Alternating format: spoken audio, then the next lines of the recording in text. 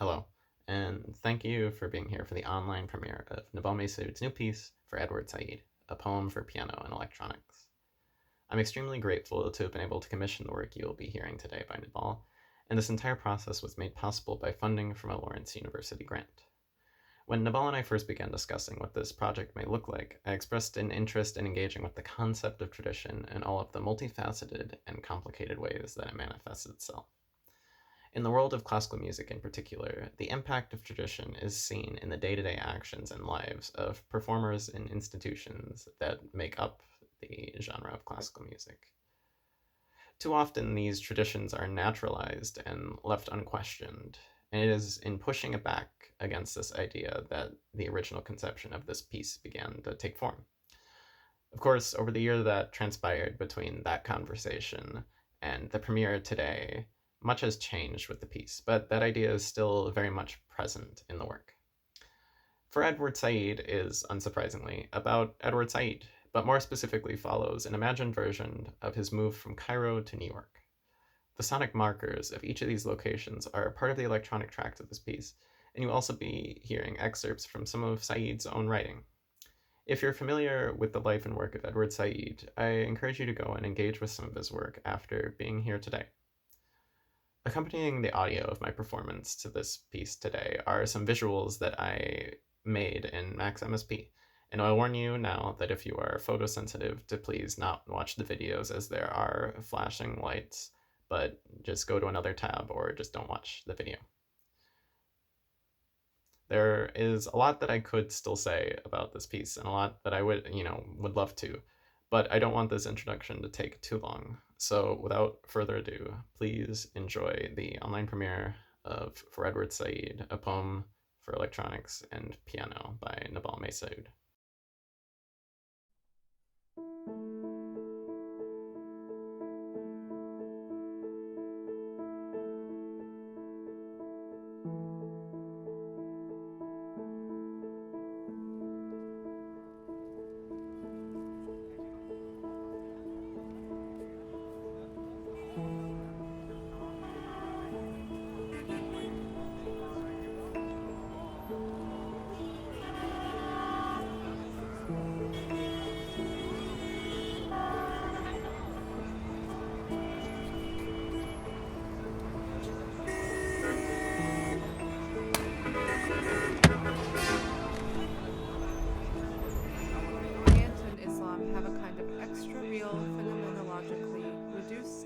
The Orient and Islam have a kind of extra-real, phenomenologically reduced status that puts them out of reach. The Orient and Islam have a kind of extra-real from the beginning when Western speculation about the Orient out of the one thing the Orient would not do was to represent it. From the beginning, Western speculation the Orient was credible. Only one thing had passed through not to been made firm by the refining fire. Evidence of the Orient was credible only after it had passed through and been made firm by the refining fire.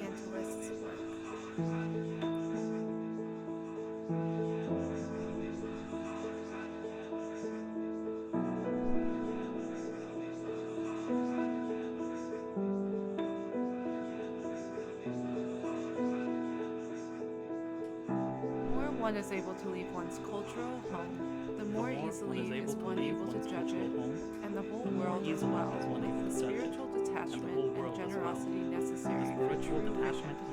The more easily, too, does one assess oneself in alien cultures with the same combination of intimacy and distance.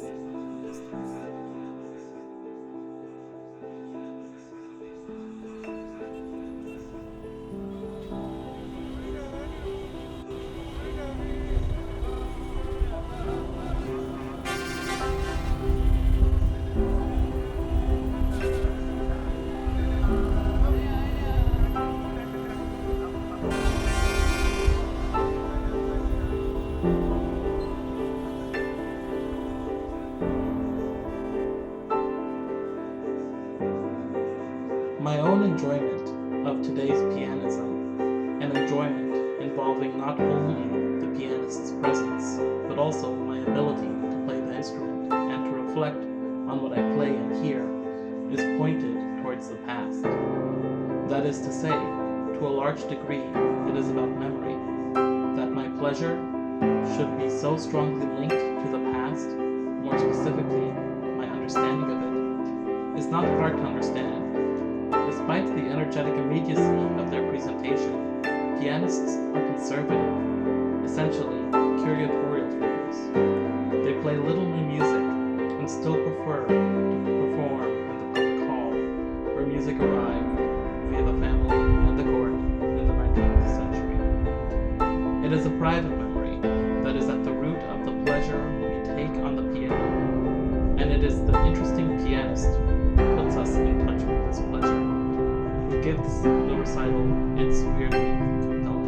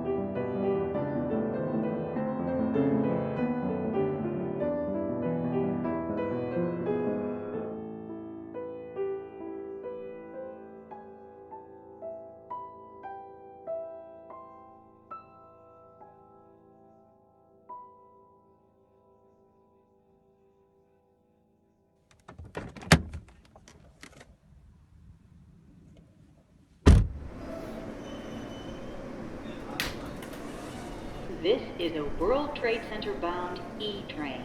The next stop is 50th Street.